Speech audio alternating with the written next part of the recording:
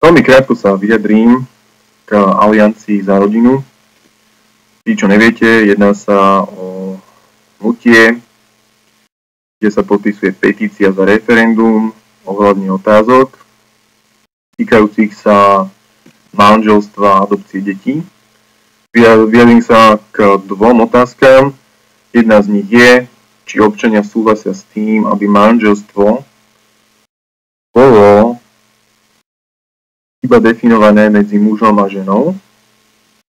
Konkrétne presne, aby som presný, medzi jedným mužom a medzi jednou ženou.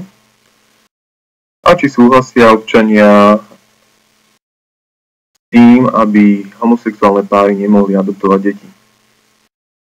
A ja by som sa lepšie zamyslel nad tou prvou otázkou, teda manželstvo definované iba ako zväzok medzi jednou ženou a jedným mužom.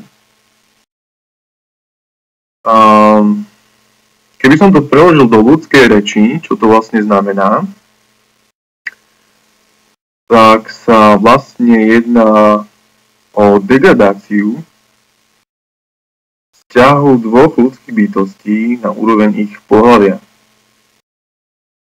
Čiže inými slovami, ak by ste chceli zistiť kvalitu vzťahu medzi dvomi ľudskými bytostiami, vôbec nepotrebujete riešiť to, ako sa k sebe správajú, ako spolu komunikujú, či sa majú radi, akým spôsobom vôbec fungujú. Čiže toto všetko je také nepodstatné, to skutočne nejak nezaváži.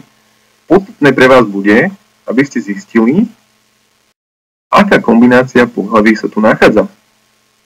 Čiže, jednoducho povedané, ak má jeden z toho páru pipíka a ten druhý z toho páru mušličku, vtedy je vlastne zaručené, že sa jedná o unikátny vzťah, ktorý má skutočne medzi ľuďmi výnimočnú kvalitu, výnimočnú vlastnosť, je to niečo unikátne. Čiže skutočne takto malo stačí. Ja som to nevedel, ale tak som rád, že mi to Aliancia ozrejmila, je to veľmi jasné. Určite každý máme tie hodnoty postavené trochu inak a prvá indícia alebo prvá vec, ktorá by vás mala jednoducho zaujímať ohľadom vzťahu je, aká kombinácia pohlaví sa tu nachádza. Čiže toto vlastne hovorí Aliancia. Čo sa týka adopcie detí homosexuálnych, opäť tu sa jedná o správnu kombináciu.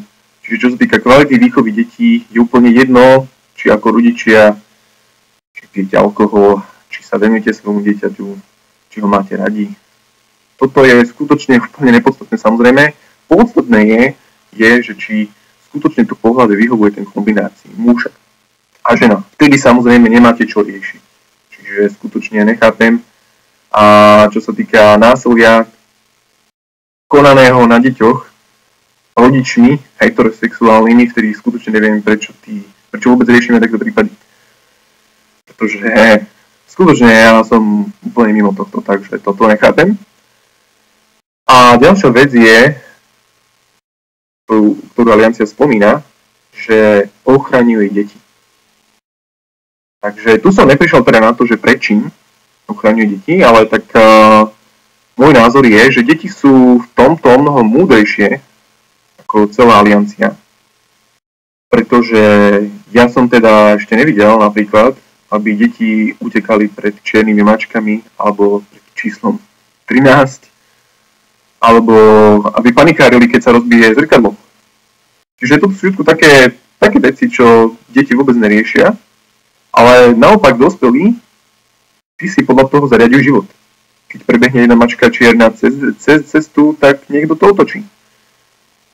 Stačí, keď spadne nejaké zrkadlo a hneď je panika. Čiže a to sú potom dospelí, ktorí potom chodia voliť a ktorí rozhodujú o tom, ako máme žiť. Čiže ja si myslím, že deti vôbec nie sú problém.